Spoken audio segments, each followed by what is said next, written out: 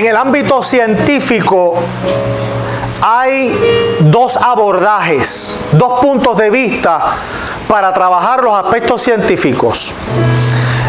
El primer abordaje es el punto de vista desde lo que tú ves, lo puedes palpar, lo puedes corroborar. Está ahí, lo vemos todos, nos damos cuenta. Y hay otro abordaje, otra perspectiva que es la fenomenológica, que quiere decir lo que tú experimentas, lo que tú sientes.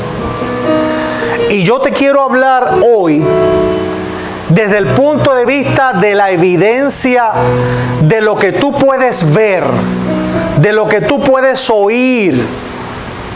Te quiero hablar en base a la evidencia. Te quiero hablar con datos. Te quiero hablar con hechos. Cosas que tú puedes corroborar, que de hecho son cosas que ahora mismo tú estás viendo. Si yo te hablo de unicornios y te digo que en mi casa yo tengo un unicornio en el patio de mi casa, lo más probable es que tú no me creas, porque los unicornios son animales mitológicos. Eso no existe, eso es de la fantasía.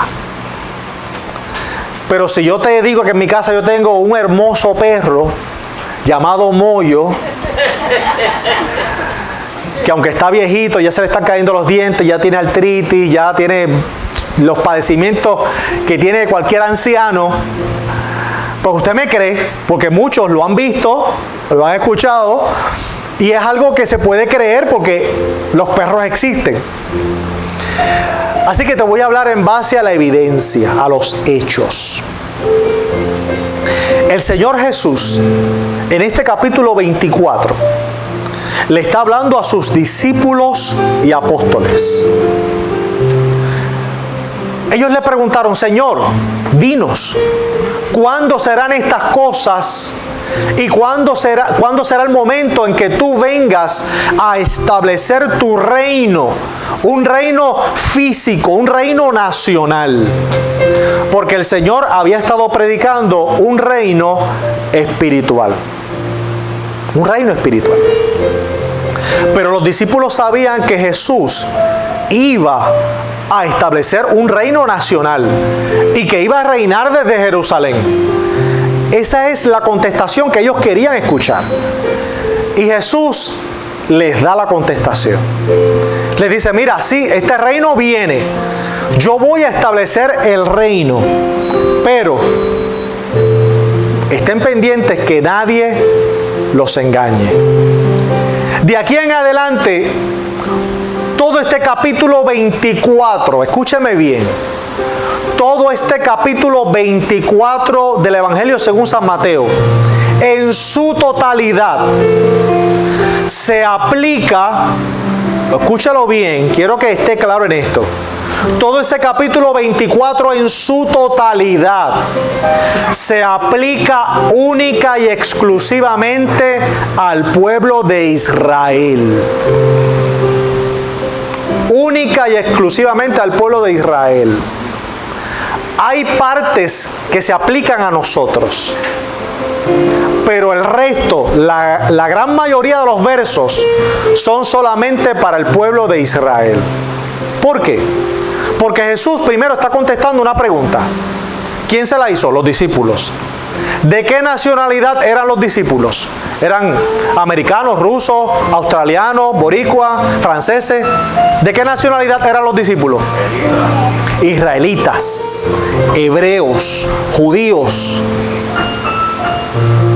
Así que Jesús, siendo un israelita también, cumpliendo parte del propósito de Dios, le contesta a sus discípulos que son israelitas. Jesús le está hablando a los israelitas, no a la iglesia. La iglesia todavía no existía. Jesús había hablado de la iglesia, pero todavía en este momento la iglesia era un misterio. Un misterio que se revela en Hechos capítulo 2. Pero en este momento la iglesia era un misterio todavía. Jesús le está hablando exclusivamente a los israelitas, porque la palabra del Señor dice que a los suyos vino y los suyos no le recibieron. ¿Y quiénes eran los suyos? ¿De quién está hablando cuando dice que a los suyos vino y los suyos no le recibieron? ¿Quiénes eran los suyos? Los israelitas. Jesús vino primeramente al pueblo de Israel, porque dentro del plan de Dios, Israel debía convertirse en el centro de evangelización mundial. Y a través del pueblo de Israel llevar la palabra del evangelio a todo el mundo. Pero a los suyos vino y los suyos no les recibieron. Pero no esté triste, que el verso continúa diciendo: pero a los que le recibieron les dio potestad de ser hechos hijos de Dios. Gracias a la misericordia de Dios, tú y yo, que no somos israelitas, tú y yo, gracias a la sangre de Cristo, fuimos añadidos al testamento del Padre. Ahora tú y yo, gracias al sacrificio de Cristo, ahora somos llamados hijos. Antes no éramos hijos, ahora somos hijos. Por eso dice la Escritura: pero a los que le recibieron les dio potestad de ser hechos hijos de Dios. Qué bendición tan grande. Pero Jesús, quiero ser claro en esto, Jesús comienza a hablarle a los israelitas, a sus discípulos que eran del pueblo de Israel. Así que hay versos que se aplican a nosotros como iglesia, pero hay otros versos que no. Y como nosotros somos iglesia, vamos a hablar de lo que se nos aplica a nosotros. Y comenzamos ahí. En el verso 3, Jesús le está diciendo a los hebreos, a los judíos, le está diciendo: mira, antes de que yo establezca mi reino, un reino nacional, un reino físico, un reino político desde Jerusalén, van a acontecer una serie de eventos. Y Jesús comienza diciéndoles, ahí en el verso 5, vaya conmigo, verso 5. Porque vendrán muchos en mi nombre, diciendo: yo soy el Cristo, y a muchos engañarán. El primer elemento que el Señor establece, vaya anotando, vaya escribiendo, vaya registrando. El año pasado, el pueblo de Israel identificó un joven de 32 años, que ellos hicieron la investigación genealógica y llegaron a la conclusión que este joven es descendiente directo de David, del rey David, de esa familia. Un joven conocedor de la Torá, conocedor de la ley, conocedor de los preceptos de Moisés. Un joven sabio, un joven de buena familia, un joven recto. Y el año pasado, los grandes rabíes del pueblo de Israel, de esa línea judío ortodoxa, de los pura sangre, lo que en la época de Jesús se le podrían llamar la línea de los fariseos, que era la línea que seguía la línea de Moisés pura, la ley y los profetas. El año pasado ellos identificaron a este joven de 32 años y dentro de los próximos meses lo van a nombrar como Mesías. Lo van a nombrar, lo van a ungir como Cristo. Quiero decirte que cuando Jesús dio esta palabra en el capítulo 24, ya hace más de 2000 años, cuando Jesús dio esta palabra, después de Jesús, ningún otro ser humano, ninguna otra persona había sido nombrada como Mesías por ningún grupo del pueblo de Israel. Nadie.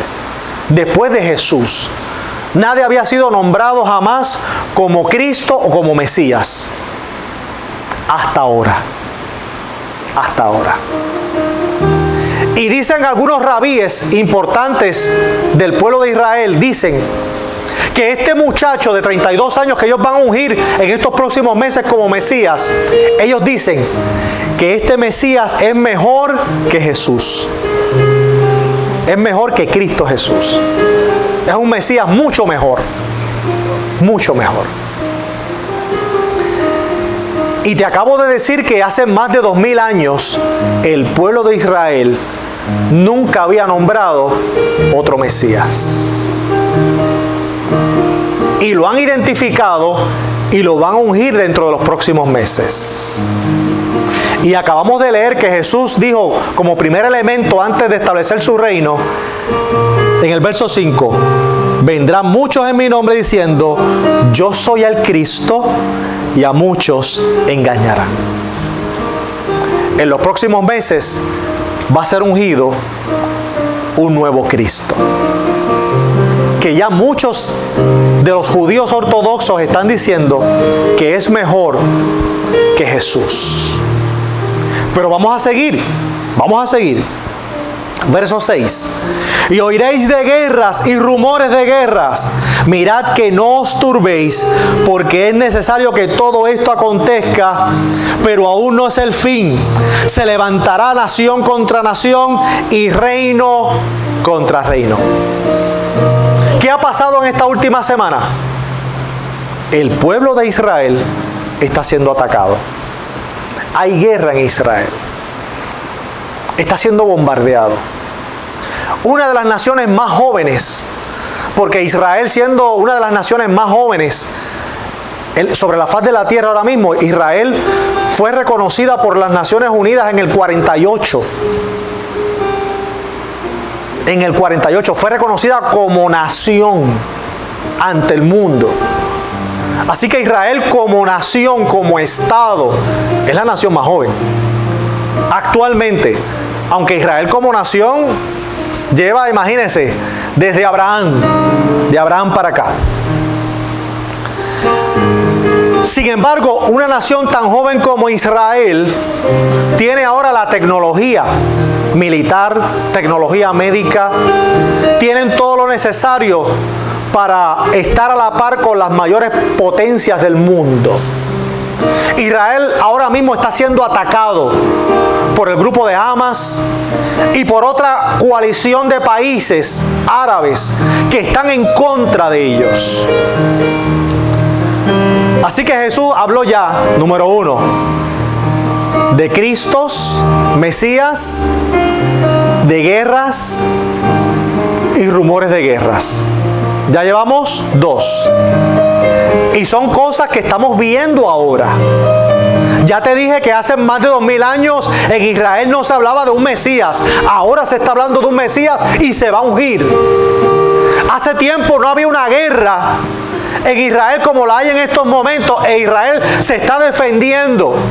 Y lo estamos viendo ahora mismo. Ahora mismo Israel está siendo bombardeado. Ahora. Pero seguimos. Y habrá pestes. Pestes. ¿Qué son pestes? Cuando usted busca la historia, aquella gran peste negra o la peste bubónica, ¿qué eran esas pestes? Eran enfermedades, virus. Eran enfermedades. Cuando una enfermedad dominaba una región, un pueblo, y pasaba a otro pueblo, y se regaba a otro pueblo, y contaminaba un país, y de ese país pasaba a otro país, se le llamaba pestes. Porque en aquel momento, en la Edad Media, la palabra pandemia no existía todavía. Eran pestes. Y cuando se tradujo, en nuestro caso que leímos de la Reina Valera, cuando Casiodoro de Reina le dio la encomienda a Cipriano de Valera para traducir la Biblia, que se encontraron en el verso que hablaba de pandemias, la palabra en aquel momento era pestes. Pero cuando Cristo dice que habrán pestes, Cristo lo que está diciendo es que habrán pandemias. Pandemias es lo mismo que pestes, como menciona la Biblia. ¿Y ustedes han pasado por alguna pandemia? ¿Cuánto llevamos? 1 año. Falsos cristos que van a ungir ya pronto. Guerras, rumores de guerra. Israel ahora mismo está en guerra. Pandemias. Pandemias. Pero seguimos, siga anotando, siga escribiendo. pestes, hambres y terremotos en diferentes lugares. En los últimos años, ¿usted ha sentido algún temblor, algún temblorcito, algún terremoto? ¿De casualidad ha escuchado alguna escuela que se haya caído en algún pueblo de la isla por una buena sacudida que se dio? Personas que perdieron sus casas por temblores. Iglesia, yo les estoy hablando de asuntos que están ocurriendo hoy, ahora. No te estoy hablando de cosas que pasaron 20 años atrás, 30 años atrás. Te estoy hablando de cosas que están pasando ahora mismo y que ya Jesús lo mencionó hace más de 2000 años. Y todo eso que Jesús mencionó, Jesús lo resume en el verso 8. Vaya conmigo al verso 8.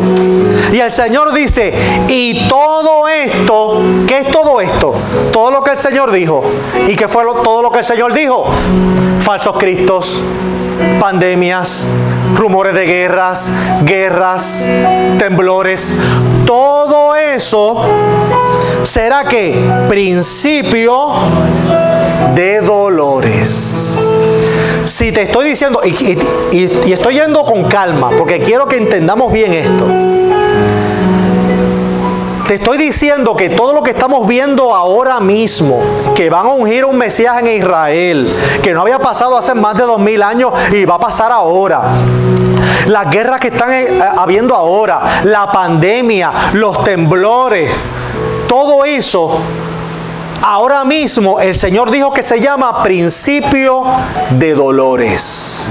La Biblia nos está diciendo que ahora tú y yo estamos en un principio de dolores. Está ahí, no me lo estoy inventando, está ahí. Y usted lo ha visto, dígame usted, porque si usted no se ha dado cuenta que estamos en una pandemia, si usted no se ha dado cuenta que hay guerra en Israel, si usted no se ha dado cuenta de esos otros elementos que hemos mencionado, oiga, usted vive en un búnker bajo la tierra y usted sale, parece que al supermercado a comprar la comida y venir aquí. Y luego se entierra y no escucha radio, ni ve noticias, ni hace nada. Parece que usted vive en una burbuja. Si usted no se ha dado cuenta que todo lo que Jesús acaba de mencionar lo estamos viendo hoy, ahora,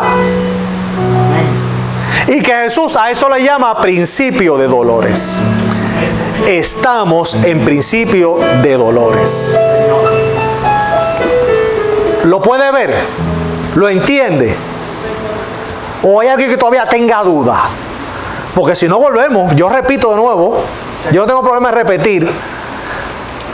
Falsos cristos, lo van a ungir ahora pronto, que no había ocurrido hace más de 2000 años. Pandemia, rumores de guerra, terremotos. Es lo que está pasando ahora. Estamos en principio de dolores. Y cuando se habla de algo que es principio, quiere decir entonces que después de ese principio va a suceder algo más, ¿verdad que sí? Porque si no, no es un principio. Cuando Jesús dijo, esto es principio, es el primero de otros eventos que van a acontecer, es porque después de este principio van a acontecer otras cosas. Pero aquí en el verso 8, cuando Jesús dijo principio de dolores, hasta ahí llegamos nosotros, hasta ahí llegamos la iglesia. Del verso 9 en adelante ya no tiene que ver contigo ni tiene que ver conmigo. Eso tiene que ver directamente con el pueblo de Israel y con el mundo que experimente lo que va a pasar después de ese principio de dolores. Vamos al verso 9. Entonces, os entregarán ¿a qué? ¿Qué palabra dice ahí? Tribulación. Verso 9. Os entregarán a tribulación. En la Biblia se nos habla de un periodo de tribulación y de gran tribulación. El periodo de tribulación es un espacio de tiempo que dura 7 años. 7 años. Esos 7 años de tribulación y gran tribulación, que están divididos en dos, se dividen. ¿Cuánto es la mitad de 7? 3,5. La mitad de 7, 3,5. 3 años y medio de tribulación y 3 años y medio de gran tribulación. Son 2 periodos: tribulación y gran tribulación. Vuelva conmigo a la Biblia. Verso 9: entonces os entregarán a tribulación y os matarán y seréis aborrecidos de toda la gente por causa de mi nombre. Jesús habló de tribulación en el verso 9. Vaya conmigo ahora al verso 21 de ese mismo capítulo. Verso 21: porque habrá entonces gran tribulación. En el verso 9 Jesús te habla de los primeros 3 años y medio de tribulación, y en el verso 21 te va a hablar de la otra parte, que es la gran tribulación. En el Señor no hay casualidad. La Biblia no es casualidad. Te está presentando en un orden lógico y coherente que primero va a haber una tribulación y luego una gran tribulación, y que esos eventos van a suceder después de ¿qué? Del principio de dolores. Ahora bien, hoy estamos utilizando la lógica y la razón. Hoy estamos utilizando la lógica. Te pregunto, del verso 8 al verso 9, ¿cuántos versos hay en el medio? Del verso 8 al 9, en el medio de ellos dos, ¿cuántos hay? Dígame, ¿cuántos? Ninguno. No hay ninguno. Del verso 8 al verso 9, entre medio de ellos dos, ahí no hay ninguno. El Señor dijo que rápido del principio de dolores, lo que viene después inmediatamente, entonces, ¿qué es? Tribulación. No hay espacio ahí, no hay nada más. Principio de dolores y luego tribulación. Te estás contextualizando, estás viéndote dónde estás parado ahora mismo, que estamos en un principio de dolores y que lo que viene luego es tribulación. ¿Qué es la tribulación? Y la gran tribulación es un periodo de tiempo en el cual la humanidad va a experimentar un malestar, un dolor, un sufrimiento tal cual nunca lo ha experimentado en toda la historia humana. Van a ser momentos difíciles. ¿Por qué al principio se le llama tribulación y no gran tribulación como a la segunda mitad? Porque en esa primera mitad, en la tribulación, van a comenzar a suceder unos acontecimientos atmosféricos que van a afectar la calidad de vida de los seres humanos. La Biblia habla, por ejemplo, que el sol se sentirá 7 veces más caliente de lo que se siente comúnmente. Yo no sé si usted se ha dado cuenta que cada vez que pasan los días es más difícil paliar la calor que estamos sintiendo. Y usted se baña, sale del cuarto todo mojado o mojada, se para frente a 3 abanicos y sigue sudando. Usted atiende las plantas, le echa agua, las riega y al otro día están secas del calor, del sol. Y cada vez usted se ha dado cuenta que el calor se siente mucho más intensamente. Y hace años que se viene hablando del calentamiento global. Y la Biblia dice que en ese tiempo de tribulación, el sol se sentirá, esa temperatura se sentirá 7 veces más caliente. Y va a haber otra serie de acontecimientos terribles que la humanidad va a experimentar. Sin embargo, al mismo tiempo va a haber un líder, un hombre, un líder político, inteligente, capaz, con muchas destrezas, que va a tomar control. Va a ser un líder que va a tratar de erradicar el hambre en el mundo. Va a tratar de estabilizar la economía a nivel mundial. Tal vez va a ser un líder que le va a dar una tarjeta de plan médico de salud a todos los ciudadanos del planeta, para que donde quiera que tú te encuentres en cualquier país, tú estés cubierto para cualquier intervención quirúrgica, cualquier visita a un hospital o a un médico. Va a ser un líder que va a hacer cosas extraordinarias, y va a ser un líder tan y tan bueno que el pueblo de Israel le va a aplaudir, que el pueblo de Israel le va a decir: este es nuestro aliado, este es nuestro amigo.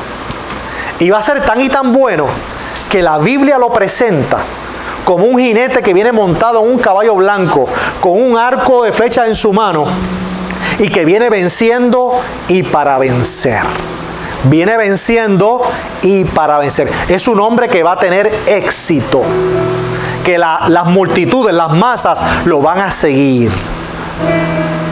Un hombre buenísimo. Y la Biblia lo llama el anticristo. El anticristo. Un hombre extraordinario, que mientras el mundo va a experimentar una serie de eventos catastróficos a nivel de la naturaleza, este hombre, por otro lado, va a tratar de enderezar las cosas.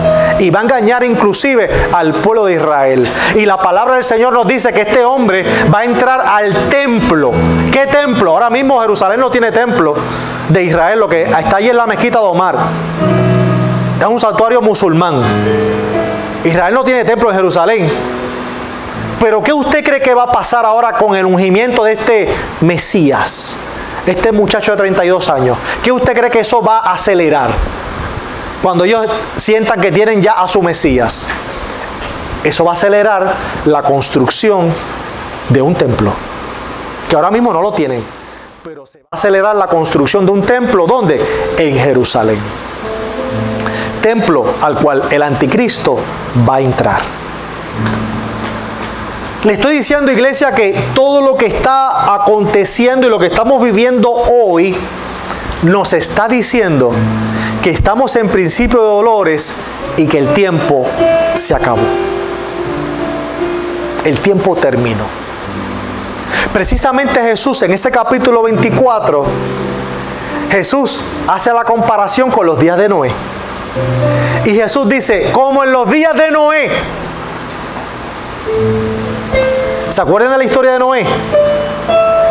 ¿Qué construyó Noé? Un arca.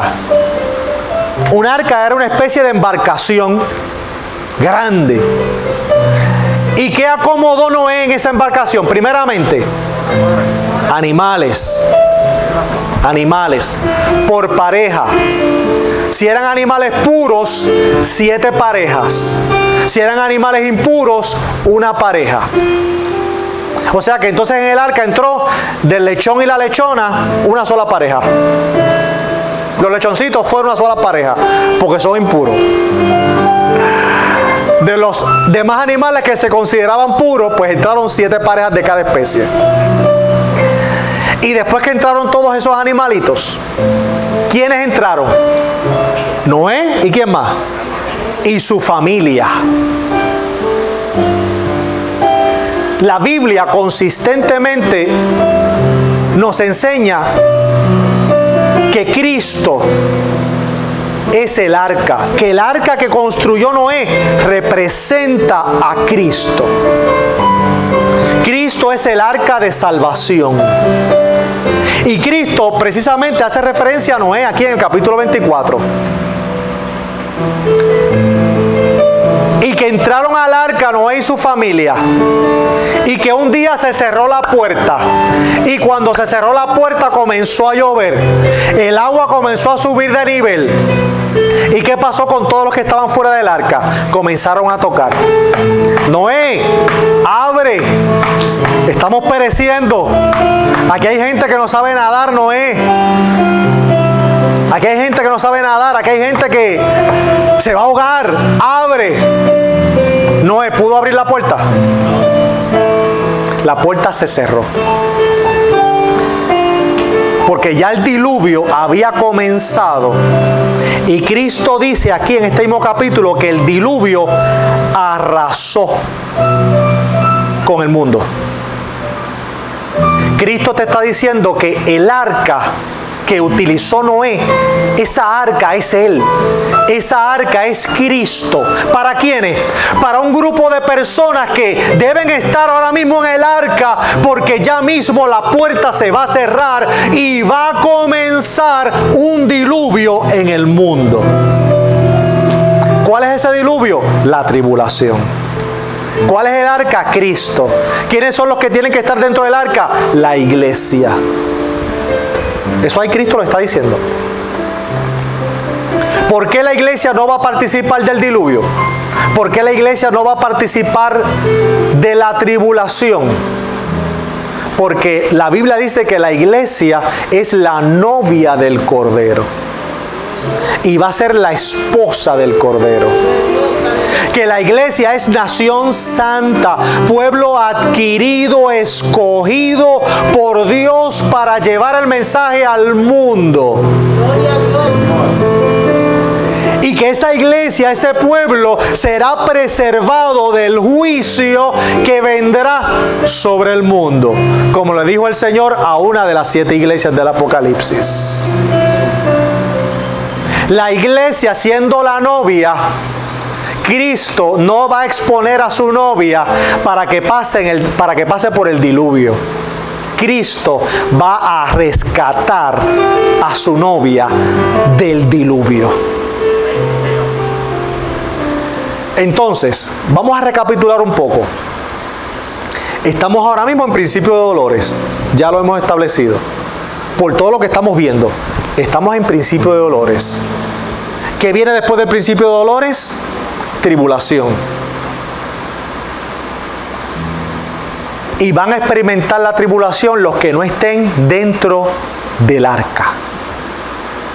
Gloria a Dios.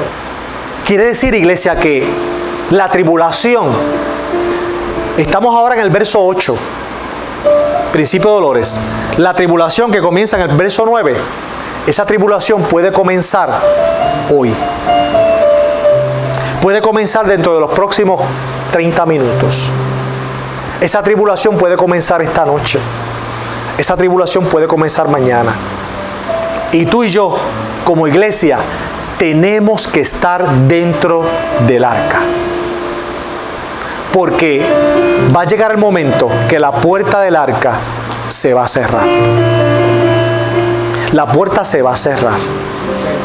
Y no podemos esperar, iglesia, a que un día nos levantemos en la mañana y tú pongas la radio, enciendas el televisor y comienzas a escuchar la noticia de que millones de personas alrededor del mundo han desaparecido, de que hay aviones que se han estrellado, hay autos que han chocado porque se han quedado sin pilotos, sin choferes, de que hay gente que han desaparecido y su familia no las encuentra.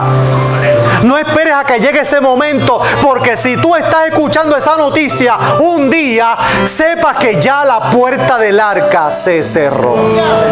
Y van a haber muchos que van a estar tocando. Cuando llegue ese momento, mucha gente va a llegar al templo. Van a decir: abran el templo, vamos a hacer un culto, vamos a orar, vamos a cantar, vamos a adorar a Dios, vamos a buscar el rostro del Señor. Pero ya ese momento es tarde, ya la puerta del arca se cerró, ya la iglesia no está, la iglesia desapareció porque Cristo la preservó en el arca y ahora viene el diluvio, la tribulación. Y te estoy llevando paso a paso a través de este capítulo para que tú veas que después de lo que estamos viviendo ahora a principio de dolores, ya no hay que esperar nada más. Nada más. ¿Qué vamos a esperar? El sonido de una trompeta que va a ser el llamado de Dios, el llamado de Cristo para su iglesia, para llevarse el arca, para llevarse a su iglesia antes que comience la lluvia torrencial del diluvio. Que de la misma forma que el diluvio arrasó con la humanidad en aquella época, la tribulación y la gran tribulación va a arrasar con la humanidad, con gran parte de la humanidad. El Señor nos está trayendo esto hoy no para que nos dé miedo, No para que esta noche tengamos pesadillas. No para que esta noche estemos temblando de miedo. No, no. El Señor nos está trayendo esto en esta hora para que tú te asegures de permanecer dentro del arca. Para que tú te asegures de permanecer firme en Cristo. Porque ya después de lo que estamos viviendo, ya no falta nada. Iglesia, reflexiona, piensa. ¿Qué cosas son las que tú estás experimentando ahora que están tratando de sacarte del arca? ¿Qué cosas son las que tú estás viviendo que sientes que estás resbalando y que vas a salir del arca? No salgas del arca, quédate adentro. Porque ya lo que falta es el sonar de la trompeta. Quédate adentro. Ahora mismo ya estamos en el principio de dolor. Lo que viene es tribulación. Y después, el verso 21, gran tribulación. Y fíjate que no te he hablado de historias, de cuentos, de cosas que han sucedido hace 100 años atrás. No, te estoy hablando de eventos que están ocurriendo ahora, que tú los puedes ver, que los puedes escuchar, que ahora mismo tú entras a las redes sociales y vas a ver los bombardeos, aleluya, hacia el pueblo de Israel, que ahora mismo tú entras a cualquier medio de comunicación y vas a escuchar todo lo que el Señor nos dijo, desde el verso 3 al verso 8. Todo está ahí. Lo puedes ver y lo puedes escuchar. No tienes que utilizar ni siquiera la imaginación. Simplemente observa y escucha. Todo está claro. Estamos en principio de dolores. Por tanto, iglesia, no hay razón ninguna. No hay razón ninguna para que nosotros perdamos el tiempo. No hay razón ninguna, mira, para que tú te pierdas un culto de oración. No hay razón ninguna para que, mira, tú te me quedes un domingo. Ay, pastor, es que el domingo no voy porque voy a pintar la casa, voy a hacer esto, voy a arreglar el carro. Mira, hay días en la semana para hacer eso. Dale a Dios lo que es de Dios y al César lo del César. Dale a Dios lo que es de Dios primero y luego al César dale todo lo que tú quieras, pero lo de Dios es primero. Dale a Dios tu tiempo, dale a Dios tus recursos, dale a Dios tus talentos, dale a Dios tu vida y el primer lugar que sea para Él. Y si no lo haces, te vas a seguir enfriando y enfriando y enfriando. Y cuando algo está hirviendo, usted pone una olla de agua a hervir. Después que esa agua está hirviendo, para que llegue a enfriarse completamente, tiene que estar en un punto medio. ¿Qué es qué? Tibio. El agua comienza, ¿verdad? Esa temperatura comienza a bajar poco a poco, se pone tibia y luego se enfría. Y la tibieza es un punto medio que Dios no tolera. En Dios o estás caliente, o estás firme, o estás frío. En Dios o estás aquí o estás allá. Pero no puedes estar aquí y estar allá al mismo tiempo. No podemos estar con la hipocresía del mundo.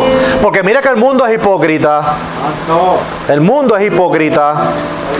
Mire con todo lo que hablaron estos días con las noticias trágicas de Verdejo y esta otra muchacha que asesinaron y toda la prensa y los medios de comunicación y pobrecitas las mujeres y hay que proteger las mujeres y los derechos de la mujer. Ok, pero esos medios que están hablando de los derechos de la mujer y el respeto a la mujer son los mismos medios que te están glorificando la figura de Bad Bunny, que habla asquerosidades en relación a la mujer, que tira por el piso la imagen de la mujer, que trata a la mujer como un objeto sexual, como un animal. Esa es la hipocresía del mundo. Y en nosotros no puede haber hipocresía. O estamos firmes en el Señor o estamos afuera. Porque el Señor dijo, mira, mejor es que estés frío, mejor es que estés afuera allá, porque allá hay oportunidad de salvación. Allá hay oportunidad de arrepentimiento. Porque si estás tibio, vas a estar jugando en dos aguas. Y vas a pensar que estás bien, pero estás mal. Y te vas a perder. No es momento de estar tibios. Es momento de afirmar nuestra vida. Es momento de buscar de Dios firmemente. Es momento de aferrarnos al Señor, porque la puerta del arca se va a cerrar y tú tienes que procurar estar adentro del arca. No salgas del arca. A nada. A nada. Quédate allá adentro. Es momento de adorar a Dios. Es momento de acercarnos al Señor. Es momento de buscar a Dios firmemente. Es momento de todos los días decirle: Señor, aquí estoy. Señor, yo quiero estar listo. Quiero estar preparado. Quita de mi vida todo lo que no te agrada. Quita de mi vida todo lo que me detiene. Todo lo que no me deja crecer. Sácalo de mi vida. Porque la puerta del arca se va a cerrar. Y se puede cerrar hoy, iglesia. Ya el anticristo está. Es más, la Biblia dice, hace más de 2000 años, la Biblia dice que el espíritu del anticristo ya está entre nosotros.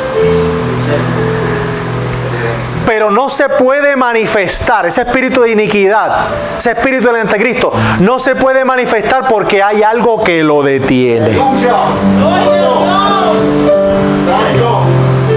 ¿Sabes lo que lo detiene, verdad? ¿Por qué la iglesia es la que detiene que el anticristo se manifiesta al mundo? Que puede estar ya entre nosotros. Ya puede ser un líder joven en Europa, inclusive en Estados Unidos. En cualquier lugar del mundo ya el anticristo puede ser una figura, un hombre joven, ya con prominencia. Puede estar ya entre nosotros, pero no se puede manifestar hasta que la iglesia sea quitada. ¿Por qué? El Señor dijo, y estoy terminando ya, termino ya con esto. El Señor dijo que la iglesia, tú y yo somos la sal de la tierra. La sal sirve para preservar y para resaltar sabores. Si tú tienes una buena receta, pero esa receta, inclusive, si es un postre, y aquí está el manager y que sabe de eso, si tú haces un postre, pero si ese postre, a esa receta, tú no le echas aunque sea una pizca de sal, no es lo mismo. No es lo mismo, porque la sal le va a dar el balance y va a resaltar los sabores. ¿Escuchó bien? Sal da balance, resalta y preserva. Y Cristo dijo que tú y yo somos sal de la tierra. Y te dije que la sal sirve para resaltar y para preservar y para dar balance. Y si tú y yo somos la sal de la tierra, quiere decir que tú y yo, mientras estemos aquí en este mundo, estamos resaltando ¿a quién? A Cristo. Estamos dando balance. ¿Balance a qué? Balance a que el pecado no sobreabunde más que la gracia. Y estamos preservando. ¿Preservando a qué? Preservando al mundo para que no entre en el proceso de putrefacción.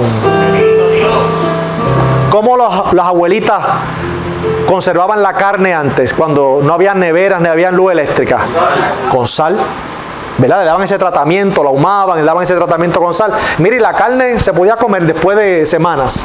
Y nadie se enfermaba, nadie se moría. La carne estaba preservada totalmente, porque la sal preserva. Pero el día que la sal sea quitada del mundo, el mundo va a entrar en un estado de putrefacción. Y ahí el anticristo va a poder tomar control.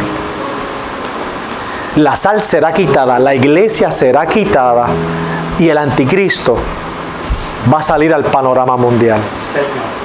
Cuando eso pase, iglesia, se supone que tú y yo ya estemos preservados con Cristo en el arca. Antes que esa puerta se cierre, porque lo que viene después es el diluvio. Lo que viene después es la tribulación del verso 9 y la gran tribulación del verso 21. Sí, Señor. Yo no sé tú, pero yo no quiero quedarme en ese tiempo para ver nada, para escuchar nada, ni para comprobar nada. No me interesa. A mí me interesa quedarme dentro del arca antes que la puerta se cierre. A mí me interesa quedarme en Cristo antes que esa puerta sea cerrada, porque después no habrá oportunidad para hacer las cosas igual. Gloria a Dios. Que los que se queden, ¿habrá oportunidad de salvación? Sí, la Biblia lo dice, pero no va a ser lo mismo. No va a ser igual. El que se quede tendrá que pagar con su vida la salvación. Tendrá que pagar con su vida su salvación. Y no va a ser muy fácil. Va a ser un momento difícil, doloroso, cuando no es necesario. Cuando lo más importante es que nosotros ahora aprovechemos para quedarnos dentro del arca, sabiendo que ya el Señor dijo hace más de 2000 años que después de lo que estamos viviendo ahora, después lo que viene no es mejor, después viene lo peor, tribulación y gran tribulación. ¿Qué vamos a esperar? Llegar a ese momento para decirle: Señor, aquí estoy, úsame, dame palabra para predicar. Ya va a ser muy tarde y va a ser muy difícil, muy difícil. Tanto es así que por eso la Biblia dice, y no quiero entrar en temas de escatología, pero la Biblia dice que ese tiempo va a ser tan y tan difícil que usted sabe quién va a predicar el evangelio. Un ángel. No van a haber evangelistas, no van a haber predicadores. Un ángel va a estar a cargo de pregonar el evangelio por las 4 esquinas de la tierra, por los 4 ángulos de la tierra, por toda la tierra. Un ángel. Por lo tanto, ¿qué quiere decir? Que la humanidad va a estar sumergida en dolor, tribulación y gran tribulación. El momento, iglesia, de afirmarnos es ahora. Y es importante que yo traiga este mensaje porque es un mensaje de advertencia. Yo no sé si este mensaje yo lo voy a volver a predicar, yo no lo sé. Yo no sé si tú vas a volver a escuchar este mensaje, yo no lo sé. Porque si el Señor viene hoy, si el Señor viene mañana, si la puerta del arca se cierra, ya no hay oportunidad para volver a traer este mensaje. Así que hoy, que lo estamos escuchando hoy, vamos a aprovechar y a percibir nuestra vida. Vamos a aferrarnos al Señor y decirle: Señor, todo lo que hay en mí que no me deja crecer, todo lo que hay en mí que impide que mi ser espiritual, que mi nueva criatura crezca, quítalo de mi vida, quítalo de mí, Señor. Yo quiero estar dentro del arca, y cuando suene la trompeta, que mi lámpara tenga aceite suficiente para yo estar contigo. Padre, en esta hora te damos gracias. Gracias, Señor.